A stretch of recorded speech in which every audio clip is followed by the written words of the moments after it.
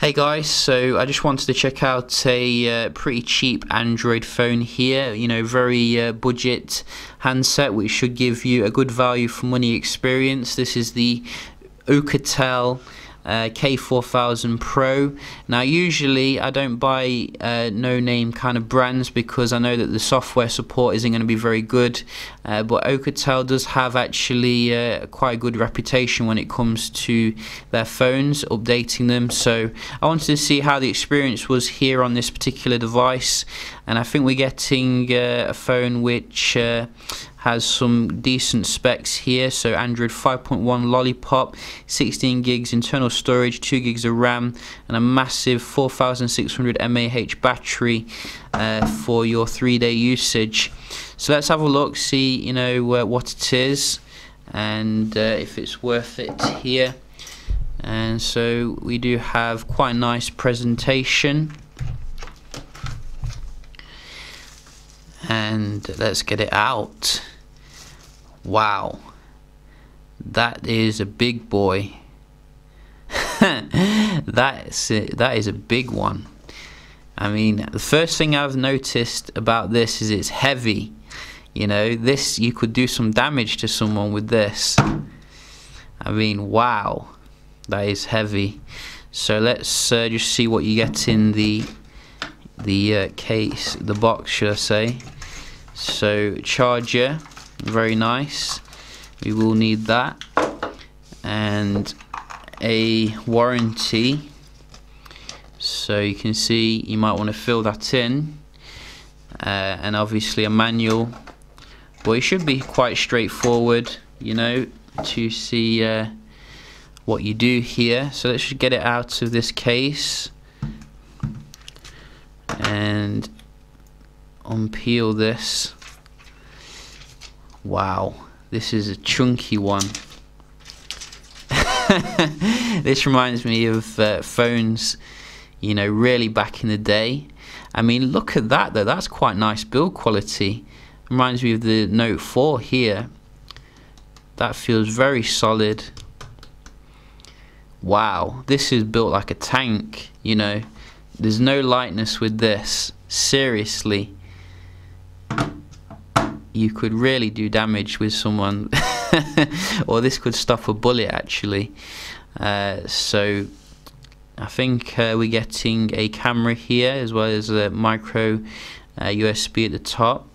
So there's that power button we do have on the left.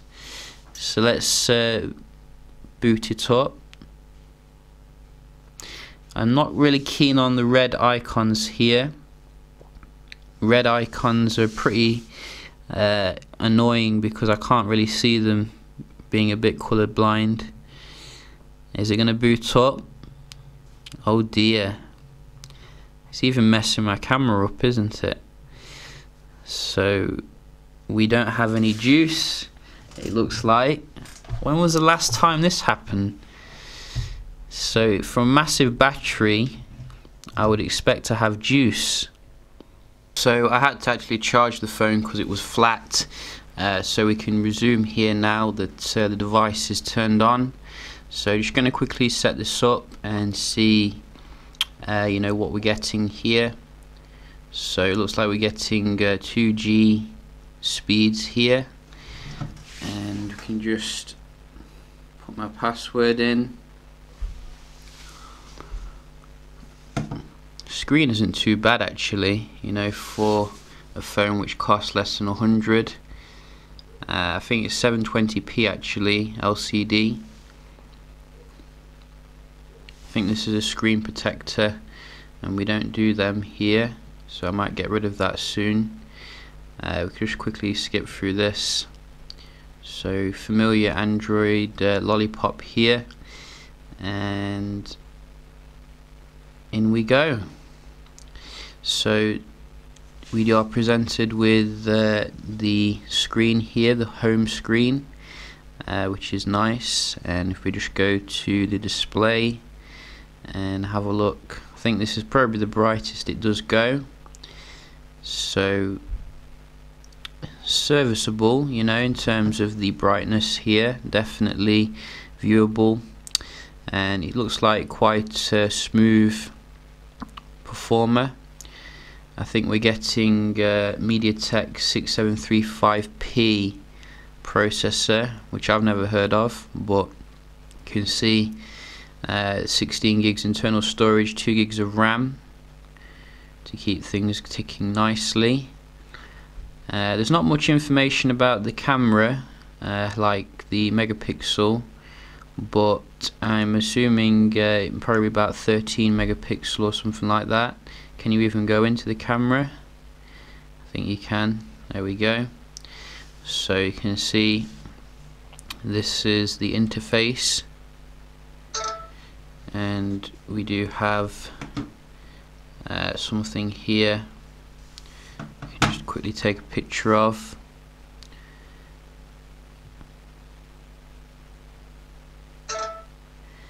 So it takes the pictures, and orientation a little bit slow, but perfectly reasonable here. You can see it might take some other pictures as well, just so you can see the image quality around you know, where this price point at the end of the day is a very cheap phone, something you might want to give to your kid or something as a first smartphone.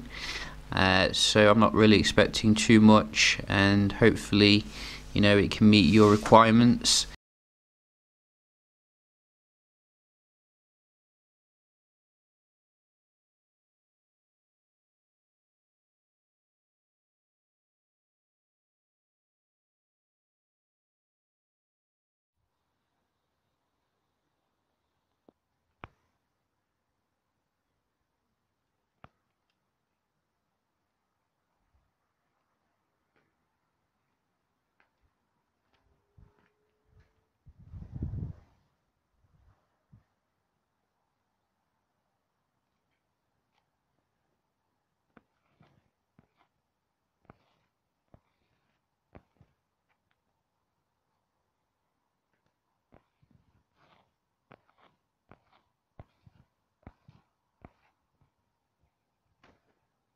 So we can just have a quick look at some of the inbuilt apps here on the phone, make sure everything runs as expected. So you do have a phone app, obviously very close to stock, as well as your messaging app, which is nice. We do have a browser as well, the Oukitel browser. So let's have a look, see how fast it is loading the page. So go. Okie dokie. Am I clicking the right link? I think I am clicking the right link, but for some reason it keeps going back to it, so that was weird, but we got there in the end. So you can see it actually loads quite fast, the web page. You know, I've never really been disappointed by MediaTek processors. They get a lot of flack, but they do the job at the end of the day, you know. There's not really a massive difference in terms of the performance here from your flagship phones.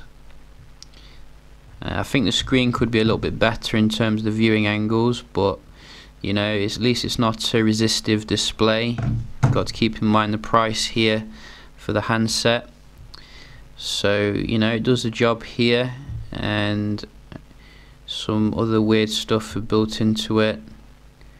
Obviously you can download the Chrome if you want that.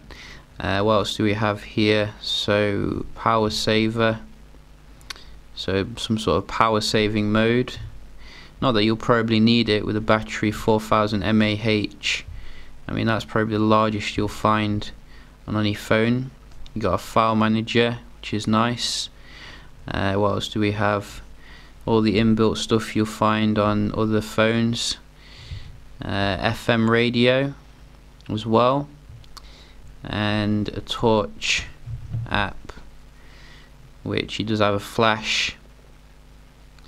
So really, you know, it's amazing the amount of functionality you can get here for, you know, not a massive amount of price. You know, if you're really looking for the cheapest device on the market, it just looks like it does the job really.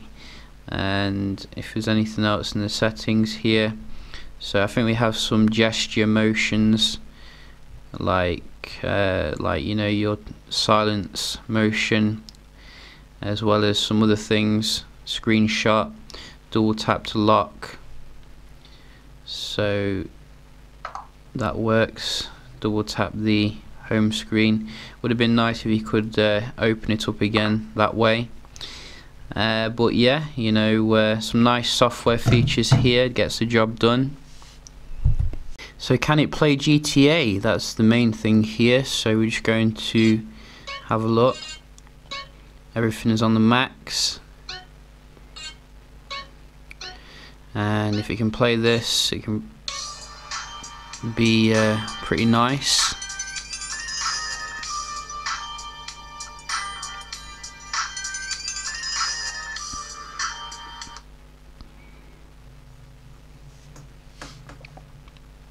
Speakers are okay.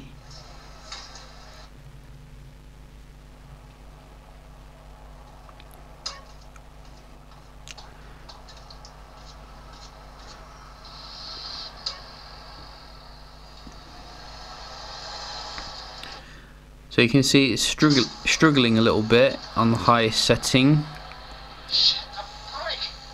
but still, you know, it's doing probably better than the some of the other lower end handsets. Very playable.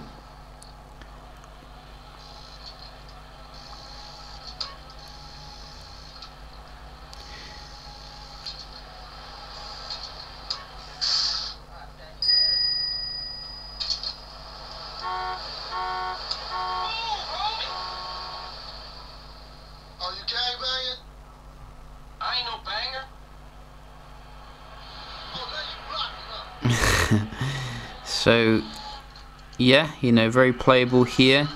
You might want to be careful of covering the speaker, because the sound just disappears.